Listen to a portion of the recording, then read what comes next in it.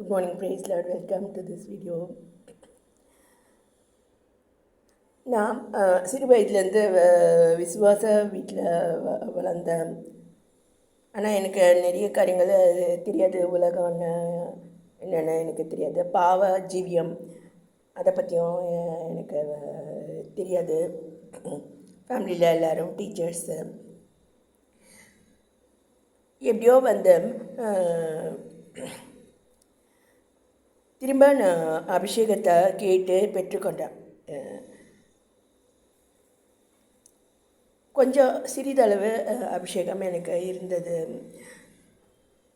எனக்காக 2 தேவதூதர்களும் இருக்காங்க அப்படின்னு சில பேர் கூட தீர்க்கதரிசிகள் சொன்னாங்க. அதனால் எங்கள் வீட்டில் கல்லூரிக்கு நான் இந்த ஊருக்கு கோயம்புத்தூருக்கு அனுப்புனாங்க. அதில் பார்த்திங்கன்னா நமக்கு எதிரியான சாத்தானோட போராட நமக்கு தெரியல. நமக்கு எதிரி அப்படி ஒருத்தர் இருக்கான் அப்படின்னு கூட நம்மளுக்கு தெரியறதில்ல. சிறு பிள்ளைகளுக்கு நம்மளுக்கு தெரியறது இல்லை. ஸோ இந்த உலகத்தின் அதிபதியானவன் வருகிறான், அவனுக்கு என்னிடத்தில் ஒன்றும் இல்லை அப்படின்ட்டு கிறிஸ்து சொல்லியிருக்காரு.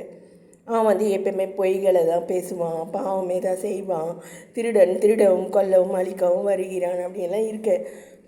அவனுக்கு நம்ம இடம் சில சமயம் நம்ம அறியாமல் நம்ம கொடுத்துடுறோம். அவன் காட்டக்கூடிய உலகம், அவன் காட்டக்கூடிய பாவ போகங்கள், சிற்றின்பங்களுக்கு நம்ம சில சமயத்தில் நம்ம அறியாமல் நம்ம இடம் கொடுக்காதனால கர்த்தருக்கு விரோதமாக நம்ம போயிடுற அனுபவமாக இருக்குது. அது ரொம்ப ஆபத்தானதும் கூட. ஸோ சத்ருவுக்கு நம்ம இடம் கொடுக்கக்கூடாது. என்னை போன்ற சிறு பிள்ளைகள் அவங்களுக்கு போராட தெரியாது அப்படின்னு சொல்லிட்டு கர்த்தர் வேறு ஒரு வழியையும் வச்சுருக்காரு. அது சபையில் போதகர்கள் என்ன மாதிரி சிறு பிள்ளைகளுக்காக ஜெபிக்கும் போது கர்த்தர் எங்களுக்கு ஞானத்தை தராரு. அது இன்னொரு வழி.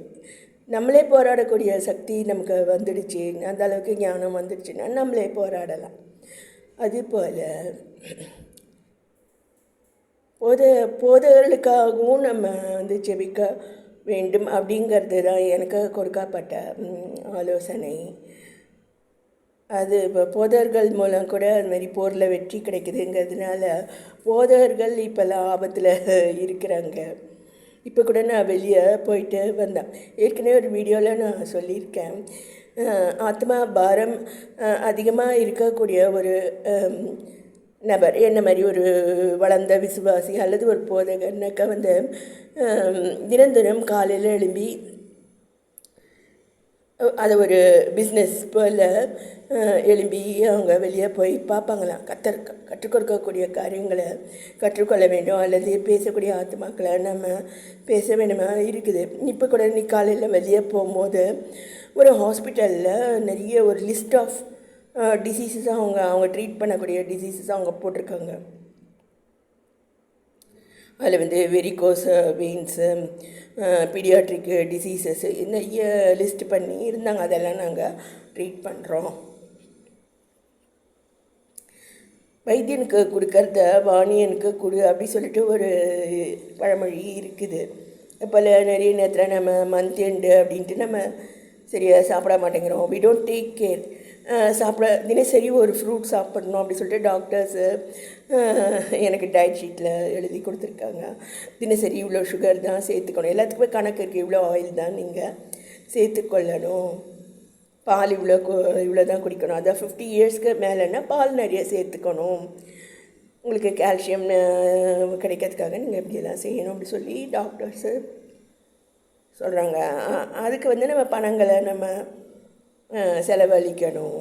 அப்படி இல்லாமல் நம்ம என்ன பண்ணுறோம், மந்த் எண்ட் ஆகிடுச்சு, இப்போ என்கிட்ட ஒரு 1000 ரூபாய் இருக்குது அப்படின்னா நான் என்ன பண்ணுறேன், அதை தினசரி வெளியே போகிறதுக்கோ இல்லை டேக் கேர் பண்ணுறதுக்கோ இல்லை நல்ல சத்தான ஆகாரங்களை சாப்பிட்றதுக்கோ செலவழிக்காமல் அதை சேமித்து வச்சுட்டு நெக்ஸ்ட் மந்த்து நான் ஒரு வளையலை வாங்குவேன் அல்லது ஒரு மோதிரத்தை வாங்குவேன் என்ற உபயோகம் இல்லாத பெரிய பெரிய செலவுகளுக்கு நம்ம திட்டம் போடுறோம், அல்லது பெரிய சேமிப்பை பண்ணி பெரிய லோன்களை வாங்கி வீட்டை கட்டுவேன், அப்படி செய்வேன் இப்படி செய்வேன்னு நம்ம திட்டம் போடுறவங்களா இருக்கிறோம். சொத்துக்களை சேர்க்கணும் அப்படின்னு, நாளை அப்படின்ட்டு நம்ம திட்டம் போடுறோம். இதெல்லாம் அந்த கர்த்தர் சபையில் வச்சு எனக்கு போதித்தார். இந்த உலகத்தில் நம்ம கொண்டு வந்ததும் ஒன்றும் கிடையாது, கொண்டு போவதும் ஒன்றுமே கிடையாது, இதுவும் நமக்கு சதமும் கிடையாது. அதனால் தினசரி நம்ம நம்மளை நாமளே டேக் கேர் பண்ணி இந்த சமுதாயத்துக்கும் இல்லை தேசத்துக்கும் கர்த்தருடைய கோட்பாடுகள், கர்த்தருடைய ஒழுங்குகளை நம்ம சாட்சியாக நான் சொல்லணுங்கிறதுக்காக நான் ஒப்பு கொடுத்துருக்கேன்.